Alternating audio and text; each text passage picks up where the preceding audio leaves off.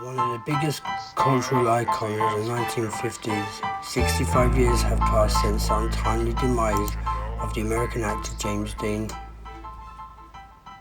Today, Dean's influence can still be seen, observed in frequent references to contemporary pop culture.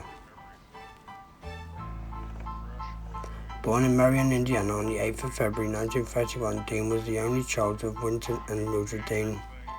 He was especially close to his mother, who died of cervical cancer when he was just 9 years old.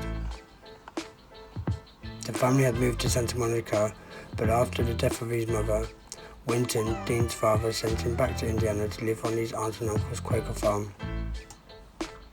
This started the lifelong estrangement between Dean and his father. The actor was an exceptional student with varied interests such as sports, drama, and competing in public speaking. After graduating high school, he returned to Santa Monica, where he lived with his father and stepmother. He majored in pre-law at Santa Monica College and then transferred to UCLA for one semester, where he changed his major to drama.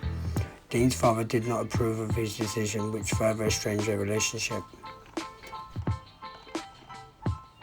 While at UCLA, he was part of the celebrated American actor James Whitmore's workshop. In 1951, Dean changed his mind about his future and dropped out of UCLA to pursue his acting career full-time. Dean was first seen on national television when he appeared in a Pepsi-Cola commercial.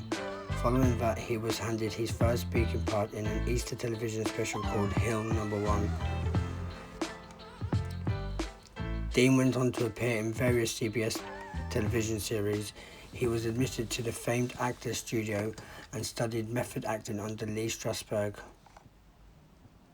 Dean finally got his Hollywood call-up in 1953 for the role of Carl Trask in screenwriter Paul Osborne's adaptation of John Steinbeck's 1952 novel East of Eden, in which a large portion of Dean's performance was unscripted.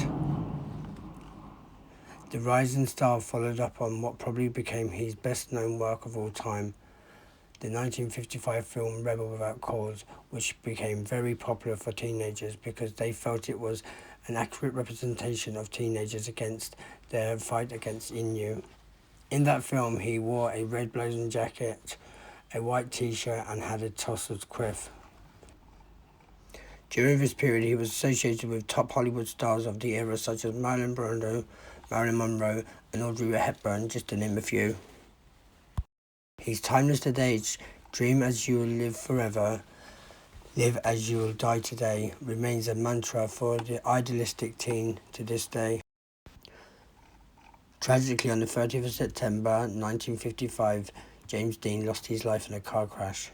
He was just 24 years old. Decades after his death, Dean is still an iconic figure around the world. Generally living on after his death, he had famously also once quoted, "If a man can bridge the gap between life and death, if he can live on after he's dead, then maybe he was a great man." Dean is just as popular now as he was then, inspiring generation after generation, decade after decade. The modern rebel lives on.